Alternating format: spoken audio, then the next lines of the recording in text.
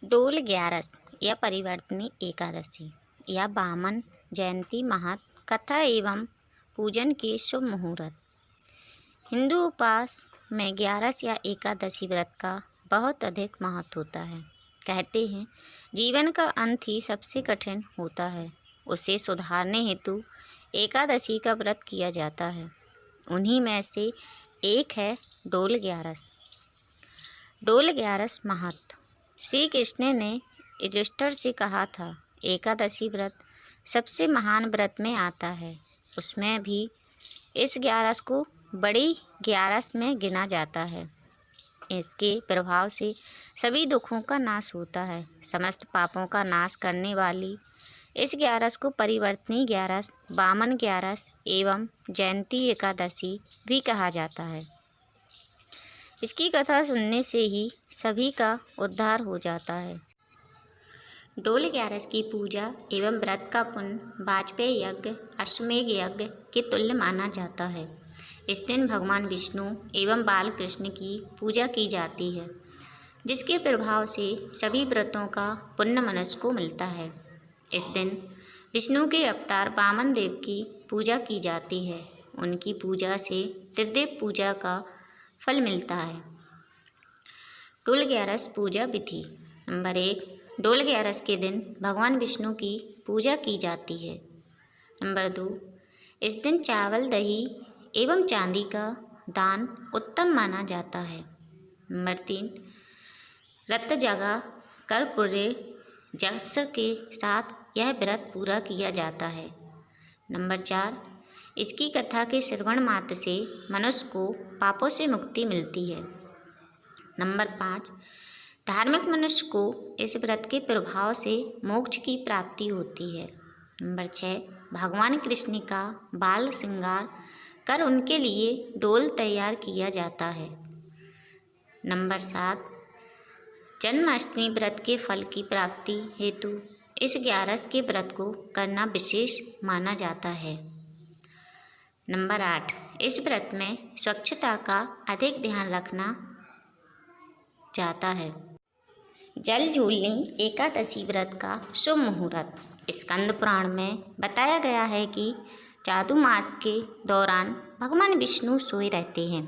जल झूलनी एकादशी के दिन भगवान विष्णु नींद में ही करवट बदलते हैं। इसी कारण इसे परिवर्तनी एकादशी भी कहा जाता है। इस बार 25 सितंबर सोमवार को सुबह 7:50 पर एकादशी तिथि की शुरुआत होगी, जो 26 सितंबर मंगलवार को सुबह 5 बजे तक रहेगी। इसलिए जल झूलनी एकादशी के दिन भक्तगण सुबह 9:15 से लेकर 10:45 तक विष्णु जी की पूजा कर सकेंगे। अगले दिन 26 सितंबर मंगलवार को दोपहर 1:25 के बाद जल झूलनी एकादशी व्रत का पारायण कर सकेंगे। जल झूलनी परिवर्तनी पद्मा एकादशी कथा। त्रेता युग में बलि नामक एक दैत्य था। वह मेरा परम भक्त था। विविध प्रकार के वेद सूक्तों से मेरा पूजन किया करता था और नित्य ही ब्राह्मणों का पूजन तथा यज्ञ के आयोजन करता था। लेकिन इंद्र से द्वेष के कारण उसने इंद्रलोक तथा सभी देवताओं को जीत लिया। इस कारण सभी देवता एकत्र होकर सोच विचार कर भगवान के पास गए। बृहस्पति सहित इंद्रादित्य देवता प्रभु के निकट जाकर और नतमस्तक होकर वेद मंत्रों द्वारा भगवान का पूजन और स्तुति करने लगे।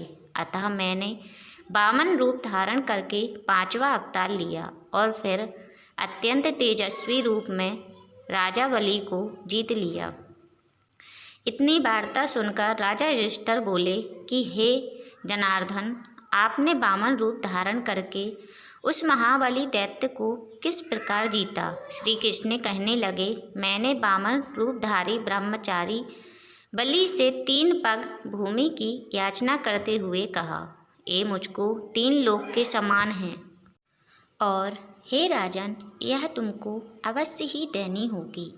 राजा बलि ने इसे तुच्छ याचना समझकर 3 पग भूमि का संकल्प मुझको दे दिया और मैंने अपने त्रिविक्रम रूप को बढ़ाकर यहाँ तक कि भूलोक में पथ, भुवलोक में जंघा, स्वर्गलोक में कमर, बहलोक में पेट, जनलोक में हृदय, यमलोक में कंठ की स्थापना कर सत्यलोक में मुख, उसके ऊपर मस्तक स्थापित किया। सूर्य, चंद्रमा आदि सब ग्रह गण, योग, नक्षत्र, इंद्रादिक देवता और शेष आदि सब नागगणों ने विभिन्न प्रकार से वेद सूक्तों से प्रार्थना की। तब मैंने राजा बलि का हाथ पकड़कर कहा कि हे राजन, एक पद से पृथ्वी, दूसरे से स्वर्गलोक पूर्ण हो गए, अब तीसरा पग कहाँ रखूं?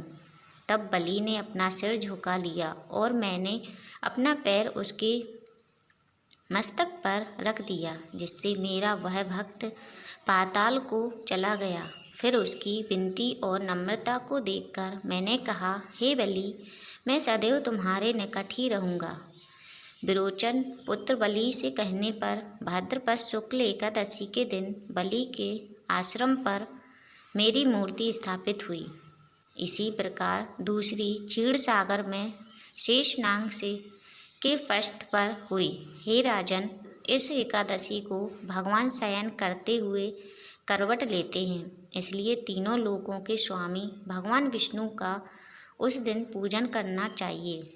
इस दिन तावा, चांदी, चावल और दही का दान करना उचित है। रात्रि को जागरण अवश्य करना चाहिए। जो विधि पूर्वक इस एकादशी का व्रत करते हैं वे सब पापों से मुक्त होकर स्वर्ग में जाकर चंद्रमा के समान प्रकाशित होते हैं और यश पाते हैं। जो इस पापनाशक कथा को पढ़ते या सुनते हैं उनको 1000 अश्वमेध यज्ञ का फल प्राप्त होने के साथ ही वैकुंठ की प्राप्ति होती है। डोल 11 के दिन क्या खाएं क्या ना खाएं। उस दिन एकादशी तिथि थी। कहा जाता है कि महर्षि मेधा चावल और जौ के रूप में धरती पर जन्म लिया। यही वजह है कि चावल और जौ को जीव मानते हैं, इसलिए एकादशी के दिन चावल नहीं खाया जाता। मान्यता है कि एकादशी के दिन चावल खाना महर्षि मेधा के मांस और रक्त के सेवन करने जैसा माना जाता है।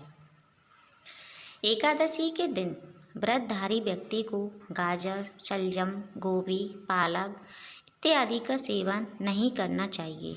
एकादशी पर श्री विष्णु की पूजा में मीठा पान चढ़ाया जाता है, लेकिन इस दिन पान खाना भी वर्जित है।